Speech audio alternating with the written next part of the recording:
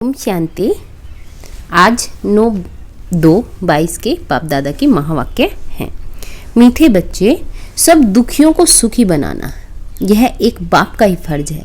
वही सर्व का सदगति दाता है। प्रश्न, बाप अपने बच्चों को चढ़ती कला में जाने की कौन सी युक्ति सुनाते हैं?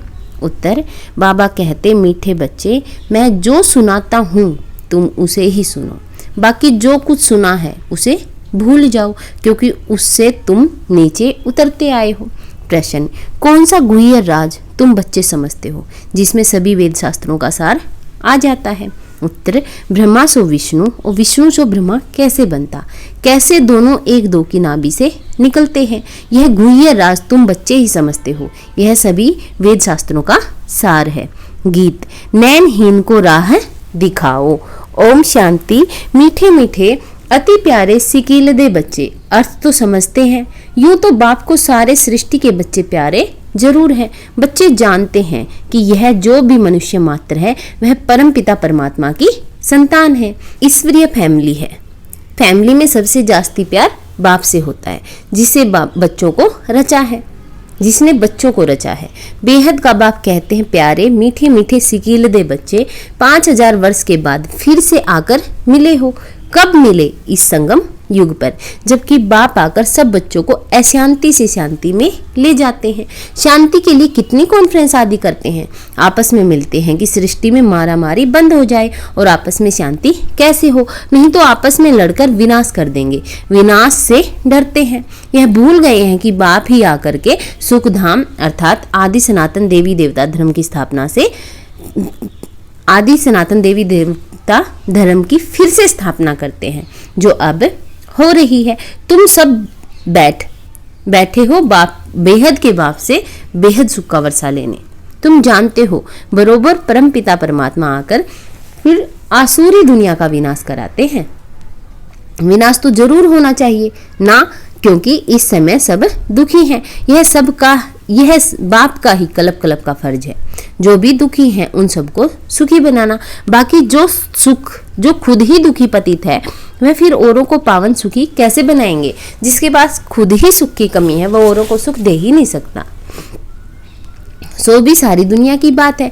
गाते भी हैं, सर्व का सदगति दाता एक है। हे परम पिता परमात्मा, आकर हम पतितों को पावन बनाओ। यह तो सब धर्म वाले जानते हैं कि भारत में गोड-गोडेस का राज्य था, उसमें हम लोग नहीं थे। प्राचीन भारत की बहुत महिमा है। भगवान ने पहले स्वर्ग रचा, उसका मालिक कौन था? भारत। स्वर्ग में सोने हीरे के महल थे। भारत बहुत साहूकार था। अब कलयुग के अंत में अनेक धर्म है, बाकी एक देवता धर्म प्राय लोप है। कंगाल महान दुखी बन पड़े हैं। अब वह बाप कहते हैं, यह ब्रह्मा दादा तो जवाहरी था। यह नहीं कहते हैं, निराकार बाप कहते हैं, इस शरीर द्वारा ही यह ब्रह्मा भी अपने जन्मों को नहीं जानते हैं। तुम ब्रह्म कुमार कुमारियां भी अपने जन्मों को नहीं जानते थे। मैं इनमें प्रवेश करता हूँ, यह भी ड्रामा में था। कैसे प्रवेश होते हैं यह सवाल नहीं है। बाप कहते हैं, मेरे को अपना शरीर नहीं है। बाबा तो निराकार है, बाबा को तो शरीर है ही नहीं। मैं इनमें प्रवेश करता हूँ, ब्रह्मा बाबा में प्रवेश करता हूँ। यह भी ड्रामा में था। कैसे प्रवेश होता है यह सवाल नहीं है। बाप कहते हैं, मेरे को अपना शरीर नहीं है। मैं साधारण बूढ़े तन में आकर प्रवेश करता हूँ। आता भी हूँ भारत में। यह अपने जन्मों को नहीं जानता, मैं आकर इनको समझाता हूँ। यह सब बना बनाया बेहद का ड्रामा है। जो सेकंड पास होता है वह फिर से रिपीट होगा। यह बेहद ड्रामा का राज बाप ही समझाते हैं।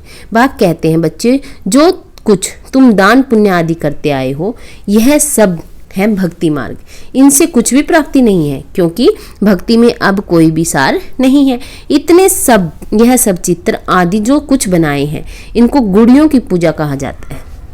चित्र बनाया, खिलाया, पिलाया, डुबोया, यह सब बेसमझी हुई ना।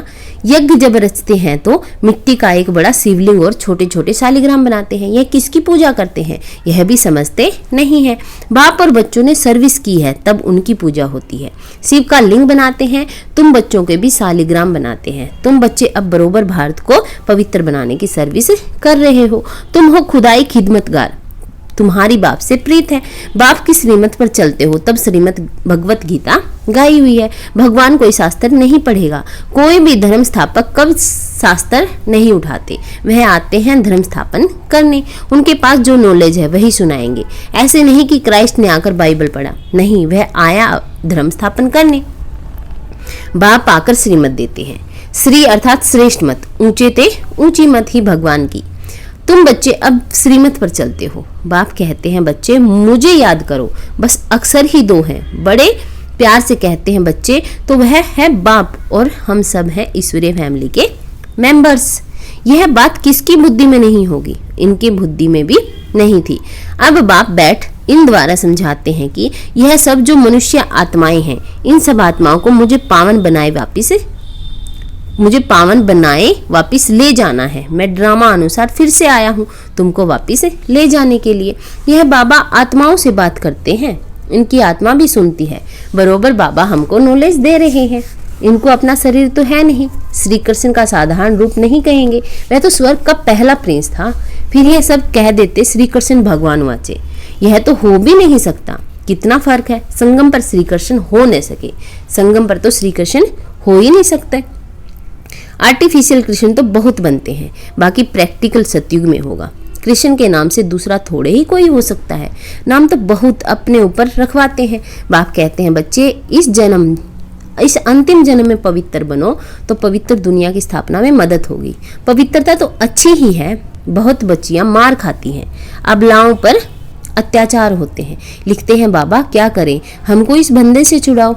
जो माताएं बंधन में हैं वो कहती हैं कि इस बंधन से छुटाओ। नाटक में दिखाते हैं द्रौपदी को साड़ियाँ दी, यह एक कहानी बना दी है। बाबा कहते हैं बच्चे अब पवित्र बनने से 21 जन्म तुम कभी नंगन नहीं होंगे। वह वहाँ है ही राम राज्य। मुख्य विकार है अशुद्ध अहंकार, देह अभिमान, देह से मोह रहता है। वहाँ है आत्म अभिमानी, समझते हैं हम पुराना शरीर छोड़ दूसरा लेते हैं, उसको आत्म अभिमानी कहा जाता है। बाप कहते हैं तुम सब आत्मा हो, शिव बाबा को याद करते रहो क्योंकि अब वापिस जाना है। यह है आत्माओं की सच्ची रूहानी यात्रा। सबको सुप्रीम बाप के पास जाना है। तीर्थ यात्रा पर जाते हैं तो रास्ते में राम राम कहते जाते हैं। बाप कहते तुम बाप को याद करते चलो। अब सारी दुनिया तो राजयोग नहीं सीखेगी, कल पहले वाले ही यहाँ आएंगे। अभी कलम लगना है। जो देवी देवता धर्म का मीठा झाड़ था सो प्राय लोप हो गया है, बाकी टालियां खड़ी हैं। बनेन ट्री का मिसाल वैसे ही इस देवी देवता धर्म का जो फाउंडेशन है वो सड़ गया है। बाकी निशानियां चित्तर रहे हैं, परंतु वह कौन है ये किसको पता नहीं है, न अपने धर्म का पता है, इसलिए हिंदू धर्म कह देते हैं। बाप कहते हैं तुम्हारा भारत कितना सिरताज था। धर्म के लिए ही कहा जाता है रिलीजन इज माइट। अभी तो देवता धर्म नहीं है, फिर वह धर्म कैसे स्थापन हो। बाप है सर्वशक्तिमान, वर्षा उनसे मिलता है, ताकत भी उनसे मिलेगी। बाप है सृष्टि का बीज रूप, हम उनकी फैमिली हो गए। बाप सत्य है, चैतन्य है, ज्ञान का सागर है, सब कुछ आत्मा में है। आत्मा ही सुनती है, पढ़ती है, आत्मा में ही अच्छे बुरे संस्कार होते हैं। इसमें सबकी आत्मा तमो प्रधान हो गई है। सबसे जास्ती तमो प्रधान बुद्धि भारतवासी ही बने हैं।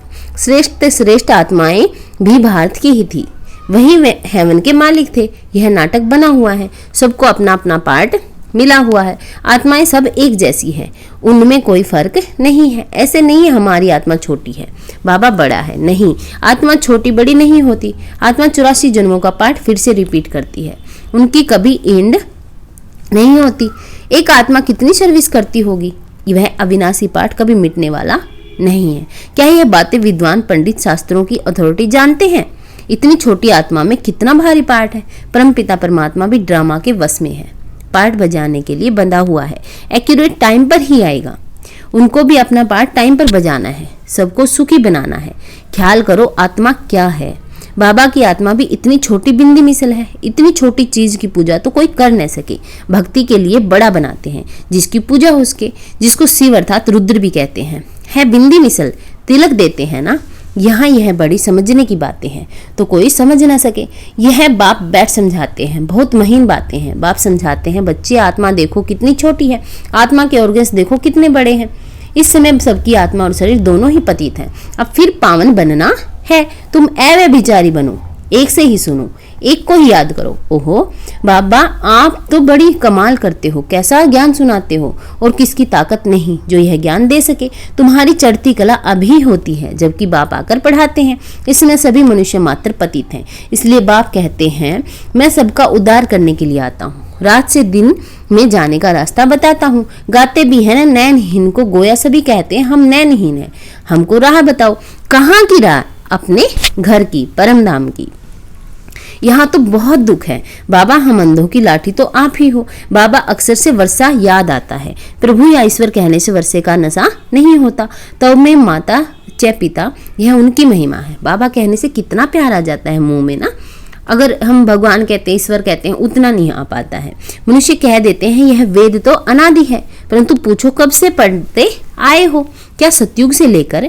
वहाँ शास्त्र तो होते ही नहीं है, यह है भक्ति मार्ग के, कुछ भी जानते नहीं। बाप कहते अभी मैं आकर तुमको सबका सार समझाता हूँ ब्रह्मा द्वारा। ब्रह्मा बच्चा मेरा है या विष्णु की नाभि से निकला है। ब्रह्मा तो शिव का बच्चा हुआ, विष्णु का बच्चा तो नहीं है।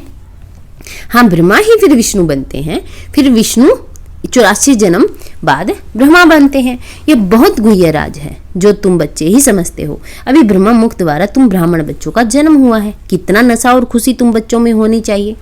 अच्छा, मीठे मीठे सिकीलदे बच्चों प्रति माता पिता बाप दादा का याद प्यार और गुड मॉर्निंग। रूहानी बाप की रूहानी बच्चों को नमस्ते।